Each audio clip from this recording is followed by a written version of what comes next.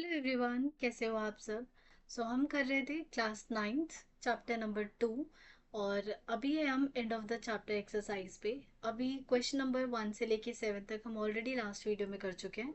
Let's start with the question number 8।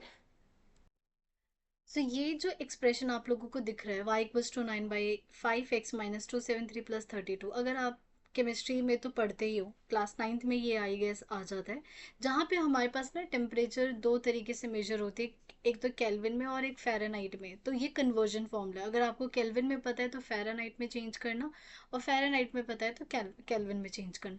ये वही आपके पास एक्सप्रेशन है। तो क्वेश्चन कह रहा है कि जो केल्विन है, जो टेम्परेचर जो हम केल्विन में मेजर कर रहे हैं, हम उसको एक्स से डिनोट कर रहे हैं। And the temperature measured in Fahrenheit is measured as a Y degree. And इनके बीच का रिलेशनशिप आपको ये गिवन है। फर्स्ट पार्ट में they are saying find the temperature of the liquid in Fahrenheit. हमें फ़ारेनहाइट में लिक्विड टेम्परेचर फाइंड करना है if the temperature of the liquid is 313। इसका क्या मतलब है, क्या चीज़ गिवन है। अगर आपको केल्विन का टेम्परेचर गिवन है, इसका मतलब क्या गिवन है, एक्स का, एक्स की वैल्यू गिवन है आप। हमें क्या गिवन है, एक्स निकालते हैं। X is already given us how much, एक मिनट। एक्स है हमारे पास 313 के, 313 के। और हमें निकालना है वाई की वैल्यू। ओके, पुट करते हैं वाई की value. Y is equal to 9/5 x - 2। अच्छा, एक्स की वैल्यू पुट कर देते ना अब हम डायरेक्टली। एक्स, इसको चेंज करते हैं, हाँ ठीक। X is equals to 313 - 273 + 32। अब इस बस एक्सप्रेशन को सॉल्व करना है आपको। इसको -3 में से 3 गया 0, 31 में से ये आ गया आपके पास 4।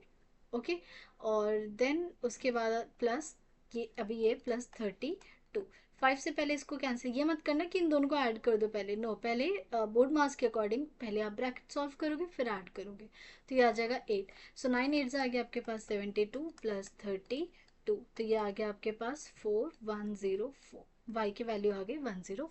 तो इसे हम लिख देंगे 104 degree Fahrenheit. Okay, now second part में इन्होंने क्या बोला, if the temperature is 158 degree Fahrenheit. Fahrenheit को हम किस में, वाई में मेजर करते हैं। इसका मतलब this time you have been given Y equal to 158 degree, और आपको निकालना है एक्स की वैल्यू, और ये फ़ारेनहाइट में। यहाँ पे पुट कर दें वाई की value 15 according to formula equal to 9/5 x - 273 + 32। तो कई बार बच्चे एक मिस्टेक क्या कर देते हैं, इस 8 को जल्दी से ना हड़बड़ी में भेज देते हैं। क्यों भेजोगे, ये 8 तो अभी पहले ब्रैकेट के साथ है ना, इसको सॉल्व करोगे, और फिर इधर 32 भी तो है साथ में। सबसे पहले एक काम करो, या तो एलसीएम लेके 8 को भेजो। मैं क्या कर रही हूँ, 32 को इधर भेज रही हूँ पहले। तो 158 में से 32 माइनस कर दो, और यहाँ बचा आपके पास 9/8 x - 273। ये माइनस करो, 8 में से 3, 8 में से 2 गया 6, और 15 में से 3 गया, आ गया आपके पास 12।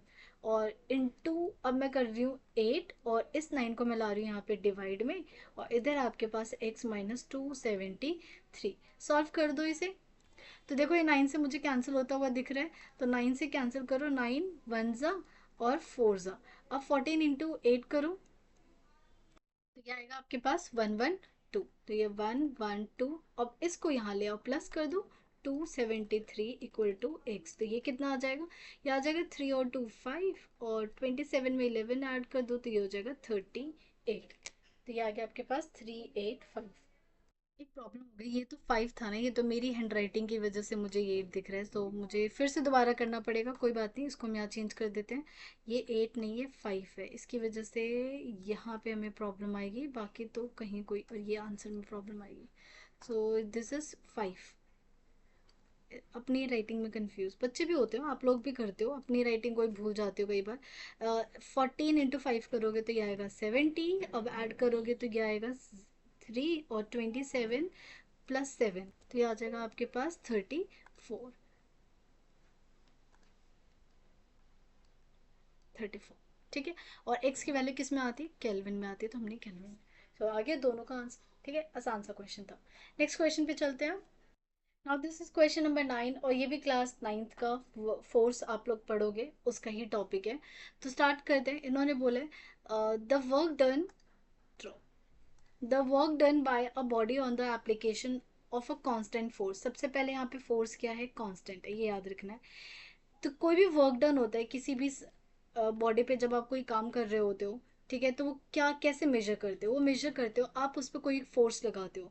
जैसे आपने कोई फोर्स लगाया तो वो बॉडी कितना डिस्टेंस मूव करती है, कितना डिस्प्लेस होती है, तो वो वर्क डन कहलाता है। जैसे अगर आप वॉल पे अगर आप लगे पड़े हो पर वॉल डेफिनेटली हिलेगी नहीं, तो इसका मतलब आपका वर्क डन जीरो है according to science, according to this formula. ठीक है, सो यही कह रहे हैं कि कोई अगर आप फोर्स लगाते हो तो वर्क डन क्या होता है, it is the product multiplication किस इसका, कांस्टेंट फोर्स का and the distance travelled by the body in the direction of force. Force की डायरेक्शन में अगर वो मूव कर रहा है तो डिस्टेंस एंड फोर्स का मल्टीप्लीकेशन।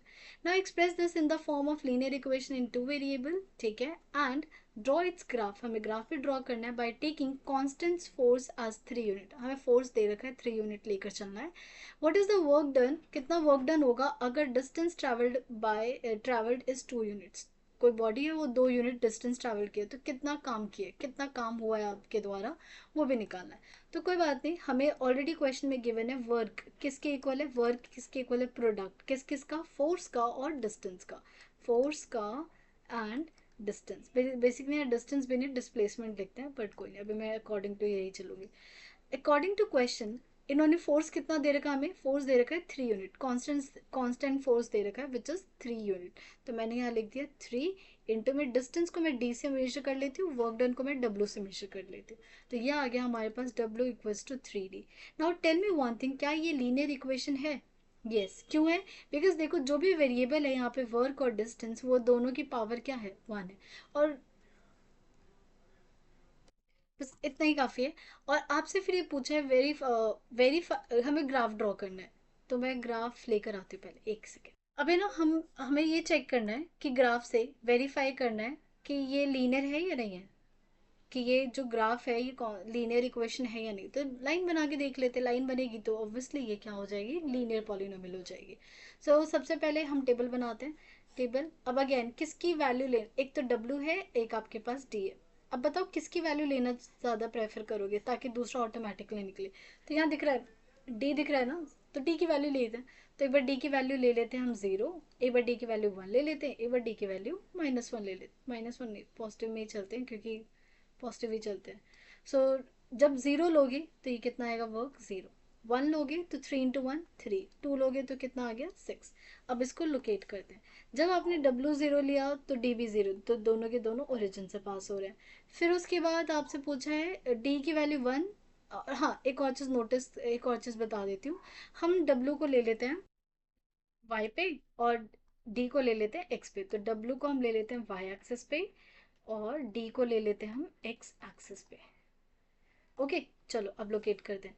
सो ये है हमारे पास, यहाँ है हमारे पास डी, ये है हमारे पास डी और यहाँ है हमारे पास डब्ल्यू। तो हमने लिया था डब्ल्यू 0 डी 0।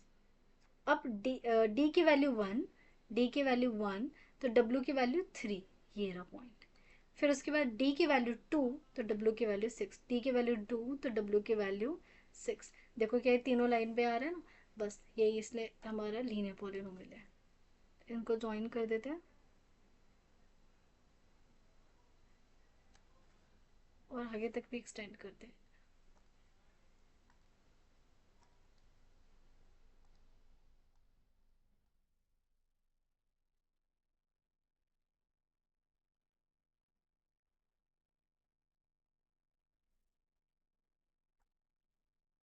सॉरी, ये एक ही लाइन पे इमेजिन कर लेना। हाँ, अब ठीक है, ये बन गई हमारी लाइन। अब इस लाइन की नेमिंग कर देते हैं और क्या कर देते हैं, ड्रॉ कर देते हैं, एरोज ड्रॉ करते हैं। तो ये हो गया हमारे पास W equal to 3D। That's it, और तो हमें कुछ इसमें फाइंड नहीं करना। तो क्वेश्चन नंबर 9 भी हो चुका है हमारा। अब चलते हैं क्वेश्चन नंबर 10 पे। So this is our question number 10 और ये PX QX वाला है क्वेश्चन। नहीं, ये तो ईजी है। स्टार्ट कर दें इस क्वेश्चन को। क्वेश्चन कह रहे हैं the graph of linear polynomial, और ये अलग है, अभी तक हमने जितने क्वेश्चंस किए ना उन सबसे अलग है. Question says the graph of linear polynomial P x passes through the point 1,5 and 3,11. Okay, कोई ग्राफ है जो इन दो पॉइंट से पास कर रहा है. तो आपको सबसे पहले पॉलिनोमियल बताना है, फिर आपको बताना है find the coordinates where the graph P x cuts the axis. Axis मतलब एक्स को कब कट करता है, वाई को कब कट करता है, दोनों बताना है. Draw the graph of P X and verify your answers. तो हमें ग्राफ भी ड्रॉ करना है. ओके, सो देखो ये क्वेश्चन अभी तक क्या था. फॉर एग्जाम्पल ये वाला क्वेश्चन लेके चलते हैं, या फिर दूसरा लेके चलते हैं जिसमें हमने ग्राफ एक्सैक्ट ड्रॉ किया था. हाँ, ये ग्राफ लेके चलते हैं. सो इसमें देखो अभी तक आपके पास एक लाइन होती थी, उस लाइन की हेल्प से आप एक्स और वाई पॉइंट निकालते थे, ग्राफ ड्रॉ करते थे. अब हमें जाना है उल्टा. इस बार आपको इन्होंने पॉइंट दे रखा है. क्या दे रखा है, ये पॉइंट दे रखा है, और आपको ये फाइंड करना है कि ये क्या होगा. तो पहले एक बार ना आप इसी से समझो. आप क्या करते हो, एक्स की वैल्यू पुट करते हो तो वाई आता है, फिर एक्स पुट करते हो तो वाई. और ये जो एक्स और वाई होता है, क्या इस इक्वेशन को सेटिस्फाई करता है, बिल्कुल करता है. अब x की वैल्यू 0 और y की वैल्यू -3.6 रखो, दोनों तरफ आंसर क्या आएगा, ऑलमोस्ट सेम आएगा. ठीक है, सो यही लॉजिक है. अब करना कैसे है देखो, आपको ये दोनों पॉइंट्स क्या दे रखे, लाइन पे दे रखे. अब आपको ये तो पता नहीं पॉलिनोमियल कैसा है, लेकिन do you know the standard form of a polynomial. What is the standard form standard form of linear polynomial क्या होता है, बताओ जल्दी से. वो शुरू से हम यही पढ़ते आ रहे हैं. क्या हमने ये पढ़ा, y equal to A x plus B, यही होता है. अब आपको ना ए पता है ना बी, ये ए और बी निकालना ही आपका एकमात्र कर्तव्य है फॉर दिस पर्टिकुलर क्वेश्चन. कैसे करोगे, अब देखो यहाँ पे दे रखा है कि 1,5 एंड 3,5 इस लाइन पे लाई कर रहे हैं. अब इस लाइन पे लाई कर रहे हैं तो क्या ये दोनों इन दोनों को सेटिस्फाई करेगा. तो पहले इस चीज़ को लिखते हैं, 1,5 एंड 3,11 passes through, passes, इसको तो रट लो, बोलो क्या बोलो, समझ लो जितना इस स्टेटमेंट को समझोगे, क्योंकि ये चीज़ें बार बार आने वाली है. तो passes through the line y equal to a x plus b, right. तो इसका क्या मतलब है, it means 1,5 and 3,11 will satisfy will satisfy the equation, satisfy the equation कौन सी, y equal to A x plus B. इसका क्या मतलब है, जब ये 1,5 ले रहे हो, इसका मतलब ये वैल्यू किसकी, x की है, और ये वैल्यू किसकी है, y की.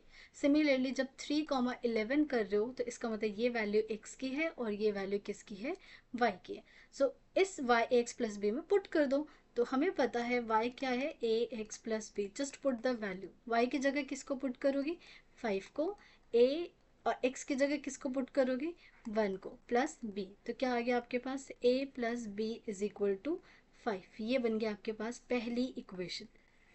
ठीक है, सिमिलरली अब इसमें पुट करो, y की जगह आप पुट करोगे क्या, y equal to A x plus B. Y की जगह पुट करोगे 11, A as it is, X की जगह क्या पुट करोगे आप, 3 प्लस बी. तो ये आ गया आपके पास 3a plus B is equals to 11. This is your second equation. बस ये दोनों इक्वेशन को आपको सॉल्व करना आना चाहिए. अब हम करते हैं इन दोनों इक्वेशन को सॉल्व. सो इन दोनों को सॉल्व करने के लिए अब जो हमने सीखा था वही लॉजिक, यहाँ से वैल्यू निकालेंगे और इसमें पुट करेंगे. तो किसी की भी वैल्यू निकालो. So I am taking out the value of a. तो ए की वैल्यू क्या हो जाएगी, 5 माइनस बी. अब इसमें पुट कर दो 3. ए की वैल्यू क्या आई आपके पास, 5 minus B plus B is equals to 11.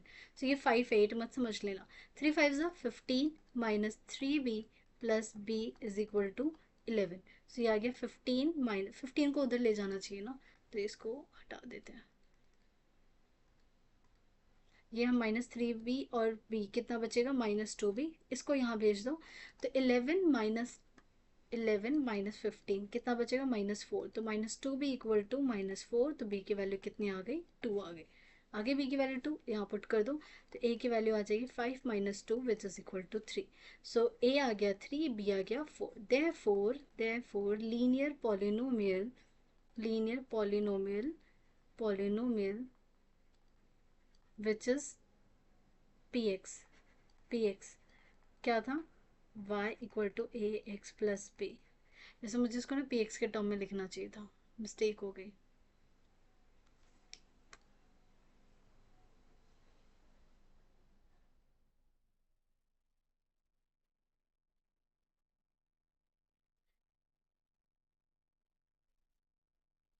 तो एक काम करते हैं, ये जो हमने y equal to X plus, ये बेसिकली पी एक्स के ही इक्वल होता है। ये बस आपको याद रखना, ये किसके इक्वल होगा, पी एक्स के इक्वल होगा।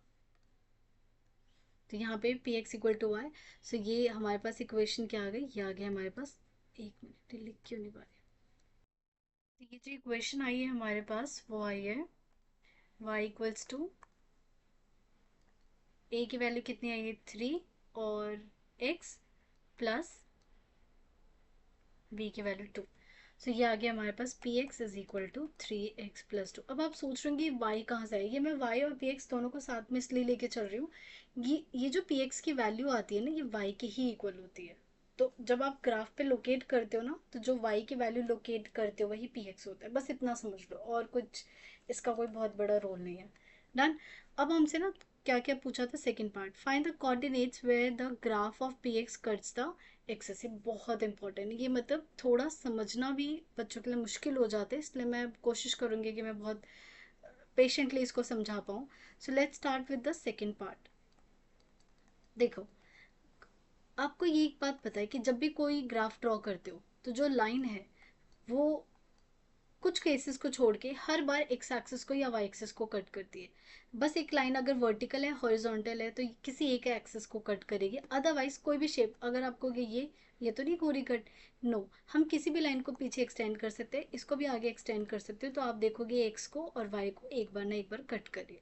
तो सिर्फ हॉरिजॉन्टल और वर्टिकल लाइन को छोड़ के हमारे पास जितनी भी लाइंस होंगी वो एक्स और वाई एक्सिस दोनों को कट करेंगी। तो जैसे आपके पास कट कर रही है,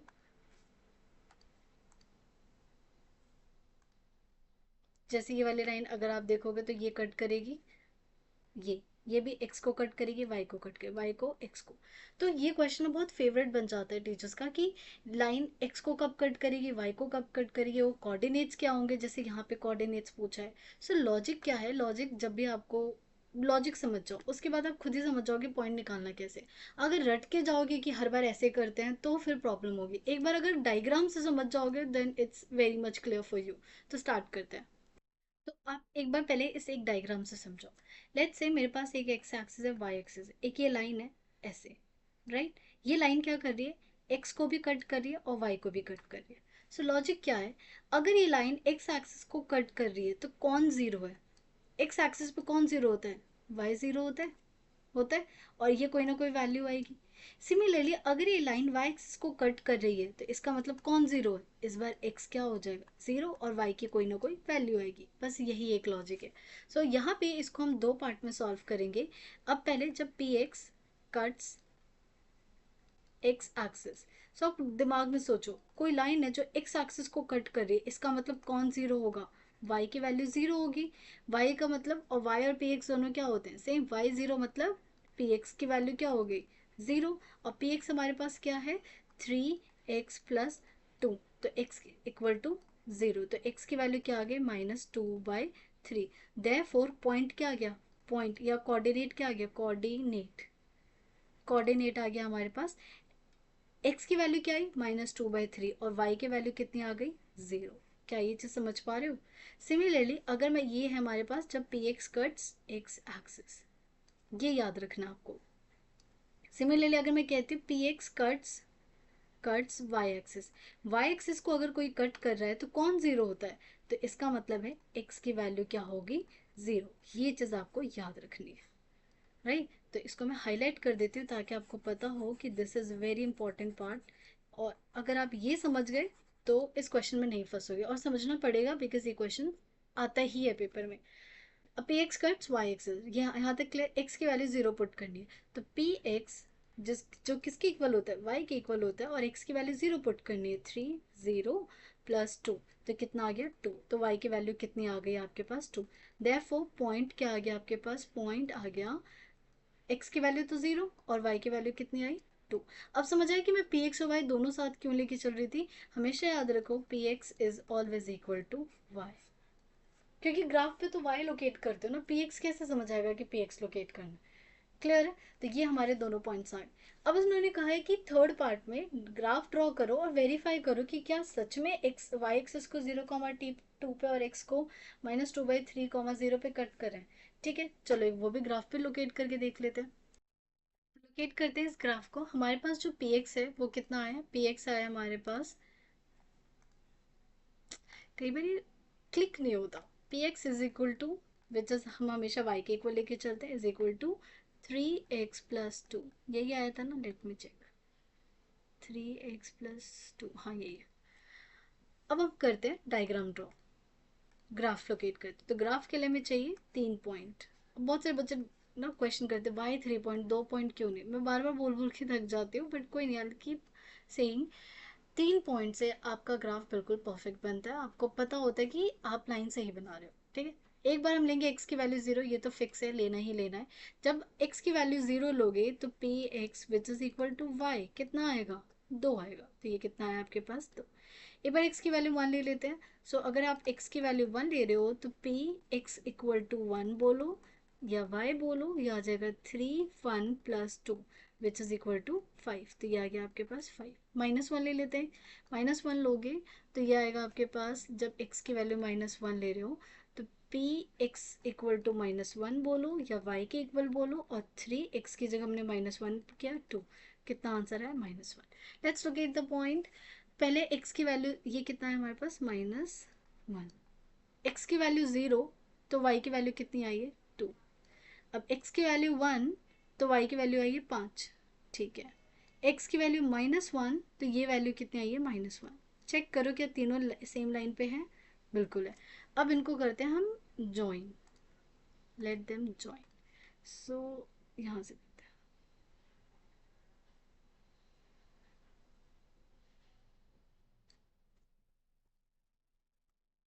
कर दिया ज्वाइन।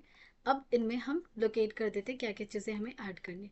सबसे पहले इक्वेशन का नाम विच इज़ वाई या पी एक्स बोलो equals to 3x+2। Done, arrows draw कर देते हैं। अब इन्होंने कहा था वेरीफाई करो, क्या वेरीफाई करवाना चाहते थे हमसे, कि ग्राफ एक्स एक्सिस और वाई एक्सिस को उसी पॉइंट पे कर रहा है जहाँ पे हमने निकाला है। देखो ये लाइन वाई को कट कर रही है, इस पे कट कर रही है, 2 पे 2 से पास हो रही है, वाई की वैल्यू 2 तो एक्स की वैल्यू 0।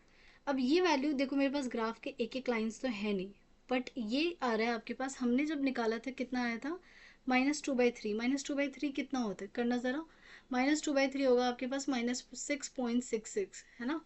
तो अब यहाँ देखो,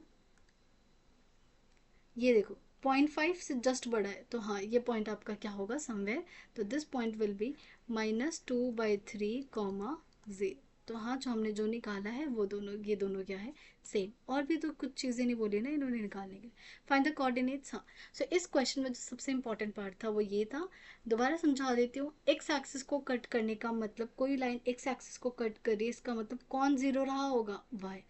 वो कोई अगर y को कट करे इसका मतलब x की वैल्यू क्या रही होगी, 0। ठीक है,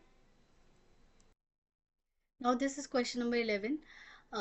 अच्छा क्वेश्चन है, काफ़ी अच्छा क्वेश्चन है, as well as very important. ठीक है, अब देखो स्टार है तो पता नहीं कुछ स्कूल्स देंगे या नहीं देंगे, बट मेरे हिसाब से अगर आप पढ़ रहे हो तो देना तो चाहिए। ठीक है, सो यहाँ पे क्यों इंपॉर्टेंट है क्वेश्चन, कुछ चीज़ें तो आपको पता है, और अगर आपने लास्ट क्वेश्चन अच्छे से पढ़ा होगा ना तो ये समझ जाओगे कि क्या कह रहे हैं। P x cuts this, P x minus Q X cuts Y X axes 3 common है, इसलिए ये थोड़ा इंपॉर्टेंट बन जाता है। अब देखो क्या है क्वेश्चन में, आपके पास दो पॉलिनोमियल है P X and C X. ठीक है, ये तीन कंडीशन दे रखी है। इन तीन कंडीशंस को यूज करके आपको इस पी एक्स और क्यू एक्स जो ये दिख रहा है ना, ए बी सी डी, इनके वैल्यूज निकालने हैं। मतलब आपको चार चीजें निकालनी है, ए निकालना है, बी निकालना है, सी निकालना है, डी निकालना है, और आपको तीन कंडीशन दे रखी है। ओके, तो स्टार्ट करते हैं धीरे धीरे, जो जो गिवन है ना उसके अकॉर्डिंग। तो हमें सबसे पहले पी एक्स दे रखा है, क्यू एक्स दे रखा है, और फर्स्ट पार्ट इन्होंने दे रखा है P05। पहले ये बताओ what is the meaning of P0। इसका मतलब है x की वैल्यू क्या पुट कर दो, 0, तो ये क्या आंसर देगा, 5 देगा।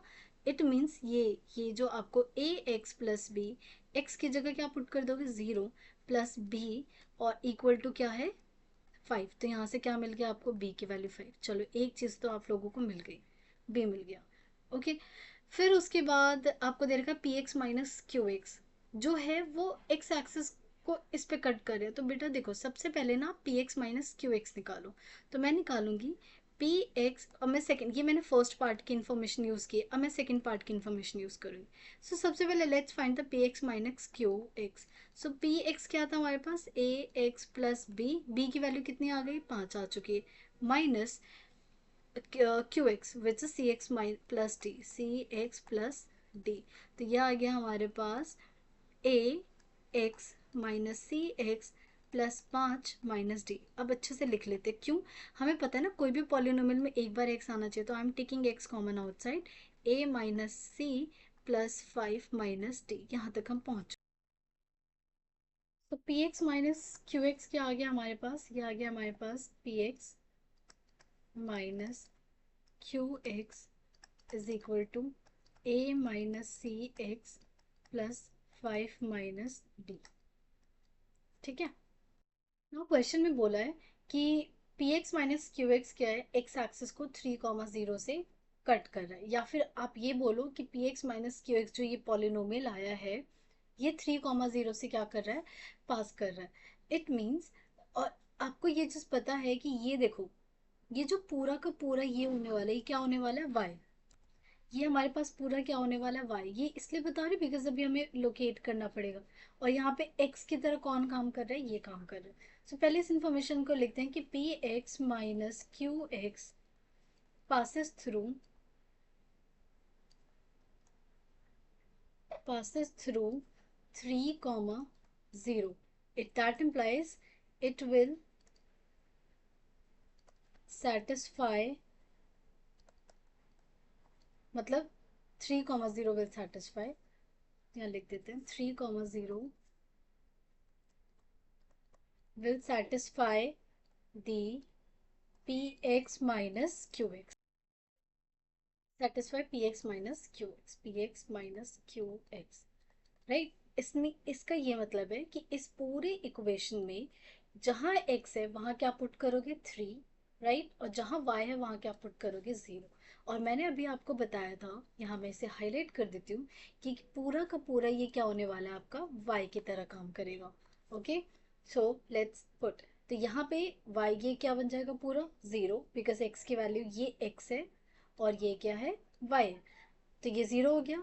यहाँ आ गया a माइनस सी, और what is the value of x, x की वैल्यू है हमारे पास 3 प्लस 5 माइनस डी, ये हो गया। अब इसको सॉल्व करो तो यह आ गया आपके पास 3a minus 3c plus 5 minus D is equal to 0। Done. अब आते हैं हम थर्ड वाले पे, इसको भी हम फर्स्ट, अभी तक हमने कोई इक्वेशन नाम नहीं दिया ना, इसे वन इक्वेशन नाम देते हैं। अब आते हैं हम इस वाले पॉइंट पे, हमें चाहिए p x plus q x. जरा p x plus q x करना, पी एक्स प्लस जब क्यू एक्स को आप ऐड करोगे, दोनों को ऐड करो, तो यह आ गया आपके पास ए x plus B plus C x plus D. तो x वाली टर्म को एक तरफ लिख दो, तो a प्लस सी और x कॉमन ले लिया, और b की वैल्यू हमारे पास कितनी है 5, और d हमें नहीं पता। ठीक है, और ये है आपके पास p x plus q x. अब इन्होंने कहा कि जो ये p x plus q x है वो कैसा दिख रहा है, इट इज सेम एज, ये किसके इक्वल है 6x माइनस 4 के, मतलब इसकी जगह मैं क्या लिख सकती हूँ, मैं लिख सकती हूँ 6x प्लस 4, और यहाँ लिखूंगी मैं यहाँ पे जो हमें ऑलरेडी पता है a plus C x plus 5 plus D.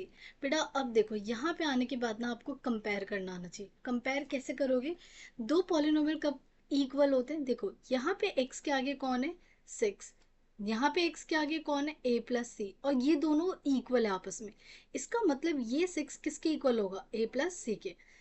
यहाँ पे कांस्टेंट टर्म कौन है 4, यहाँ पे कांस्टेंट टर्म क्या है 4, तो मैं इस 4 को हाईलाइट करूँ 4, और यहाँ पे who is working as a constant term, this whole 5 plus D is working as a constant term. Done. इसका मतलब ये आपस में इक्वल हो गए। तो जब भी हम पॉलिनोमियल में इक्वल बोलते हैं, तो जैसे मैं यहाँ लिख कर दिखाती हूँ, अगर मैं कभी ये कहती हूँ कि a x plus B is equal to 2x plus 4, तो what is the value of a की वैल्यू 2 और बी की वैल्यू 4। सेम वही चीज कर रहे हो, आपके पास एक ये पॉलिनोमियल है, ये पॉलिनोमियल, इसको आप कह रहे हो ये इक्वल है, तो x के आगे जो 6 है और यहाँ x के आगे a प्लस सी है, वो दोनों क्या हो जाएंगे equal. So after comparison on comparison both side, on comparison, on comparing both sides, sorry, comparing, ARING, comparing both sides, क्या मिल गया आपके पास, a plus C is equal to 6 and 5 plus D is equal to 4। तो sir यहाँ से d की value तो आराम से निकल जाएगी, तो t की वैल्यू आ गई 4 minus 5 which is equal to -1।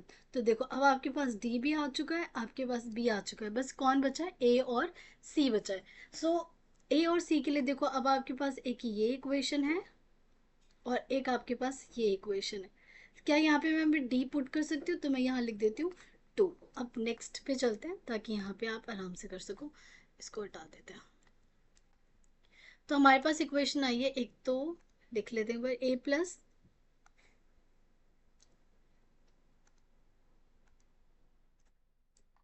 C equal to 6, a plus C is equal to 6। एक हमारे पास ऊपर इक्वेशन क्या थी, a plus 3a minus 3c plus 5 minus d, 3a minus 3c plus 5 minus D is equal to 0। D की value हमें -1 मिली है, तो ये आ गया 3a minus 3c plus 5 minus d की वैल्यू कितनी आई है, -1 इक्वल टू 0। क्यों, क्योंकि डी की वैल्यू हमें -1 अभी मिली है। सो ये आ गया 3a माइनस 3c, 5 प्लस 1 कितना हो गया 6 equal to 0। Can I take 3 common outside, तो 3 कॉमन ले लो, तो ये बचा a minus C plus 2 is equal to 0। 3 को उधर भेज दो, 0 से डिवाइड करोगे तो क्या आ जाएगा 0। तो ये आ गया a minus 3 plus 2 equals to 0, और you can say a minus c की वैल्यू 2। अब आपके पास एक ये इक्वेशन है और एक आपके पास a plus C equal to 6 है। इन दोनों को सॉल्व करोगे और a और c की वैल्यू फाइंड करोगे। सो क्या मैं यहाँ से a निकाल लूँ, तो पहले a निकाल लो, तो क्या आ गया 6 माइनस सी, इसको कहाँ पुट करोगे, यहाँ पे। सो ये आ गया 6 minus C is equal to 2, 6 minus 2c is equal to 2। तो -2c और 6 को उधर भेज दो, तो 2 minus 6, -2c is equal to -4। तो c की वैल्यू कितनी आ गया आपके पास 2।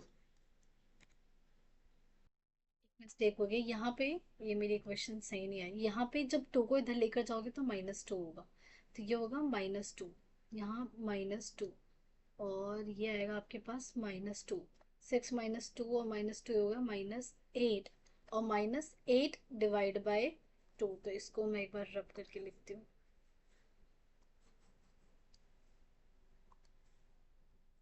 तो c की वैल्यू होगी -8 अपॉन -2, कैंसिल करो तो ये आ गया 4। तो c की वैल्यू हमें क्या मिल गई 4। बस अब क्या निकालना है, a पुट करते हैं यहाँ पे, a is equal to 6 minus 4 means a की वैल्यू आ गई 2। तो a भी निकल गया, c भी निकल गया, b भी निकल गया, d भी निकल गया। तो px क्या था हमारे पास, px था b कितना आया था 5, और d कितना आया था -1, और c 4। ठीक है, सो पी एक्स क्या था हमारे पास, ए एक्स प्लस बी। तो ए की वैल्यू कितनी आई है हमारे पास, ए आया हमारे पास 2, तो 2x, और बी की वैल्यू आई है 5। फिर उसके बाद क्यू एक्स क्या था हमारे पास, सी एक्स प्लस डी। सो सी की वैल्यू आई है हमारे पास 4x, और डी की वैल्यू आई है -। तो ये आपकी दोनों पॉलिनोमियल आ चुकी है। थोड़ा लेंदी था, थोड़ा क्या काफ़ी ज़्यादा लेंदी था आप लोगों के लिए स्पेशली, कोई बात नहीं, प्रैक्टिस करते रहना आ जाएगा। अब चलते हैं क्वेश्चन नंबर 12 पे। ठीक है, एक बार चेक करते हैं, हमने कर लिया ना सारा क्वेश्चन, पी एक्स और क्यू एक्स निकालना था। ठीक है, नाउ क्वेश्चन नंबर 12 रीड करते हैं। Look at the first three stages of a growing pattern of hexagons made using matchstick. A new hexagon gets added at every stage which shares a side with the last hexagon to the previous stage. इसका मतलब है, देखो पहले एक hexagon था, फिर हमने एक और हेक्सागन क्या कर दिया, अटैच कर दिया, फिर उसके बाद दूसरा एक और हेक्सागन, और ऐसे कर करके हम ना हेक्सागन अटैच करते जा रहे हैं। अब इसमें नोटिस करो, जब पहली बार हेक्सागन बना कितने मैस्टिक की जरूरत पड़ी, 6, 1 2 3 4 5 6। जब दूसरा स्टेज आया तो ये 6 तो जरूरत पड़ी, लेकिन जब मैं दूसरा हेक्सागन अटैच करूंगी तो 6 जरूरत पड़ेंगी या 5, सोच के देखो। तो 5 पड़ेंगी, क्योंकि देखो ये तो ऑलरेडी शेयर कर रहे हैं ना, तो कितने मैस्टिक्स चाहिए होंगे, 1 2 3 4 5। तो वही ये कहना चाह रहा है, a new hexagon gets added at every stage which shares a sides with the last hexagon। मतलब एक साइड को क्या कर रहा है, वो शेयर कर रहा है। तो कह रहे हैं draw the next two stage of the pattern, how many matchstick will be required at these stages. Okay, तो देखो ये स्टेज 1 है, स्टेज 2। जब स्टेज 3 बनाओगे तो मैं यहाँ बनाती हूँ। तो फर्स्ट पार्ट का आंसर करते हैं। ये रहा पहले एक हेक्सागन ही बन रहा है ना, 1 2 3 4 5 6, 3 और 3, ठीक है। फिर ये है, ये स्टेज 3 है, पहले स्टेज 3।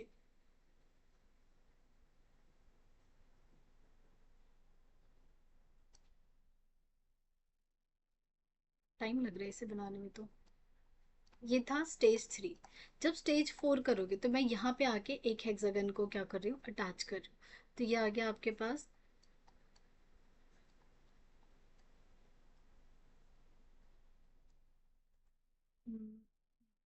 दिस दिस एंड ये तो 4, और मैं कहाँ अटैच कर रही हूँ, तो मैं इसको इस कलर से बना रही हूँ ताकि आपको पता हो कि मैं यहाँ अटैच कर।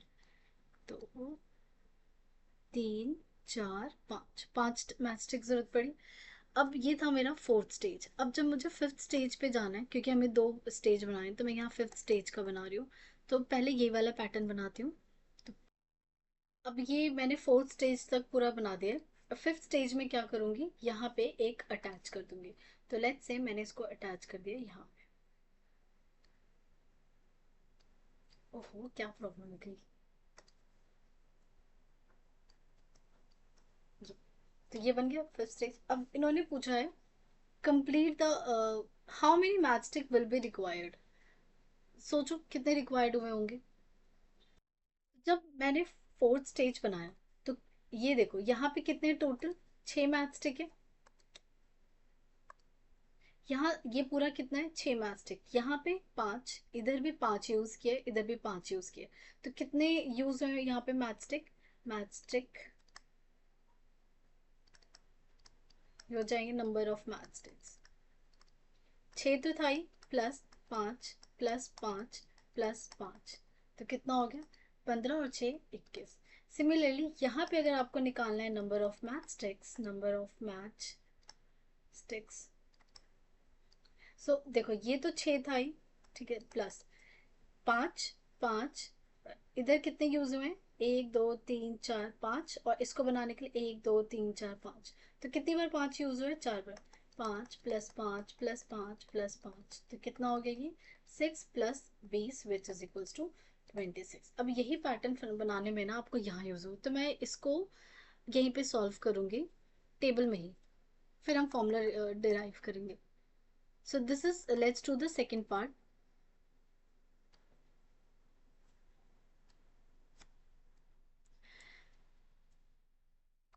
देखो, जब फर्स्ट स्टेज था तो हमने कितना यूज किया, 6। डन। जब सेकंड स्टेज आया तो 6 + 5, तो मैं लिख रही हूँ 6 + 5। जब थर्ड स्टेज आया तो ये देखो 1, ये तो 6 और ये 5 प्लस ये 5, तो मैं ऐसे लिखूंगी 6 + 5 + 5। जब मैंने फोर्थ स्टेज किया था, तो फोर्थ स्टेज में देखो, फोर्थ स्टेज में हमने 6 और कितनी बार 5 यूज किया था, 3 बार। तो क्या लिखूंगी मैं, 6 + 5 + 5 + 5। और जब फिफ्थ स्टेज पे गए थे तो कितनी बार 5 आया था, 4 बार, 1 2 3 4 4। तो जब मैं nth टाइम जाऊंगी तो अब पैटर्न क्या समझना है।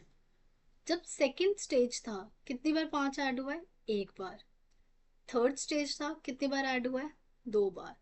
चौथा स्टेज था तो कितनी बार ऐड हुआ है, 3 बार। तो क्या हर बार एक कम, एक नंबर ऑफ टाइम कम 5 है।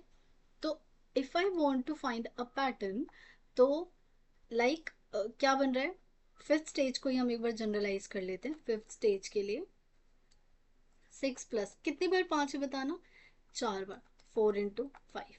ये है number of match stick, number of match sticks.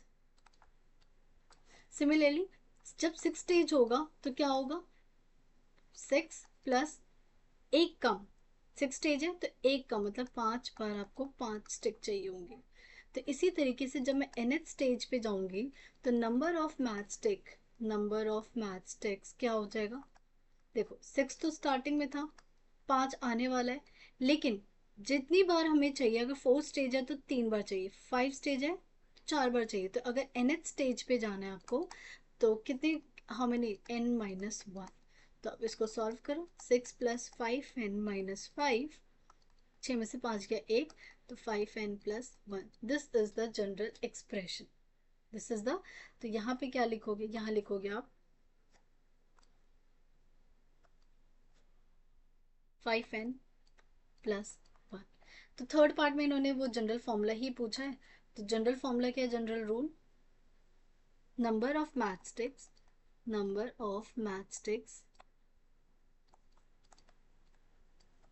for the nth stage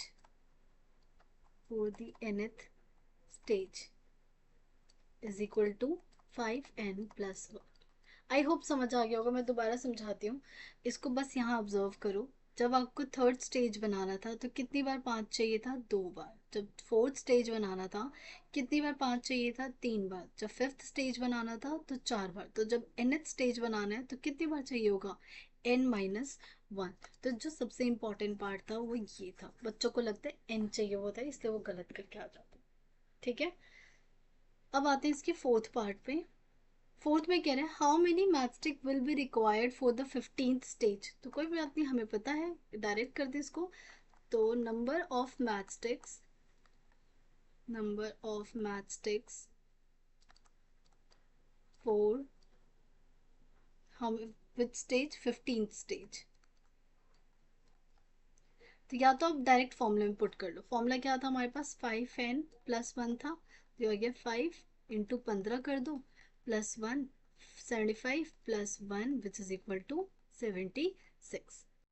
और अभी जो हमने लॉजिक लगाया था, अगर आप उस लॉजिक से भी जाओ तो देखो, अगर 15 स्टेज पे चाहिए तो 6 तो है ही, प्लस कितनी बार 5 चाहिए होगा, 15 स्टेज के लिए चाहिए तो एक कम, मतलब 14 टाइम्स आपको 5 चाहिए। तो 6 + 70 विच इज इक्वल टू 76। तो दोनों से आंसर सेम आ रहा है। ठीक है, फिफ्थ पे आते हैं। Can 200 math stick form a stage in this pattern. अभी कह रहे हैं कि अगर आपके पास 200 स्टिक्स है टोटल, तो क्या उससे कोई एक स्टेज बन सकती है, मतलब चाहे वो कोई भी स्टेज हो, फोर्थ हो, फिफ्थ तो नहीं, सेवेंथ, एट, नाइन, टेंथ, कोई ऐसी स्टेज है 200 मैथ स्टिक से बन सकती है। सो ये कहने का मतलब है, एक बात बताओ, जब आप ये आंसर निकालते हो 5n+1, क्या होते हैं, total number of match stick ही तो होता है। तो आप ये देख लो कि total number of match stick कितने हैं आपके पास, 200। कितने हैं, 200 चाहिए। तो देख लो, क्या कभी 5n+1 मिलके 200 आएगा, कभी नहीं आएगा। पूछो क्यों। जो 200 होता है 5 का मल्टीपल होता है, +1 करते ही ऑड बन जाता है। आप ऐसे भी सोच सकते हो या फिर यहाँ से सोचो, ये आ गया 5n = 200 -1 विच इज 199। तो n की वैल्यू आ गई 199/5 विच इज इक्वल टू 3 × 15 और 4 और 9, 9 × 45, 40.8। इसका मतलब आप कह रहे हो जो स्टेज होगी ना वो 39.8 स्टेज है। ऐसा पॉसिबल है, खुद सोचो आप। स्टेज या तो 1 बोल रहे हो, 2 बोल रहे हो, 3 बोल रहे हो, 4 बोल रहे हो, 5, 6, 7, 8, 9, 10, 11 ऐसे होगा। कोई भी स्टेज डेसिमल में आया है, बिकॉज ये जो एन है, ये एन क्या है, ये स्टेज नंबर है। कौन सा स्टेज चाहिए आपको, वो वाला स्टेज, किस स्टेज पे चाहिए। क्या ये एन कभी भी डेसिमल में हो सकता है, नो। तो आप लिखोगे N cannot be in decimal, cannot be in decimal। इसका मतलब 200 स्टिक से कभी भी आप कोई स्टेज नहीं बना सकते। ठीक है, इसका मतलब, तो मैंने that implies no stage can be formed with 200 sticks. ठीक है, तो ये था हमारा क्वेश्चन नंबर 12। सो इस वीडियो में यहीं तक करते हैं, बिकॉज वीडियो फिर बहुत ज़्यादा बड़ी हो जाएगी। क्वेश्चन नंबर 13 एंड 14 वो मैं नेक्स्ट वीडियो में डिस्कस करूँगी। टिल देन, अगर आपको वीडियो अच्छी लगी तो please like, share and subscribe. And अच्छे से पढ़ाई करो, अपना ध्यान रखो। Take care everyone, bye.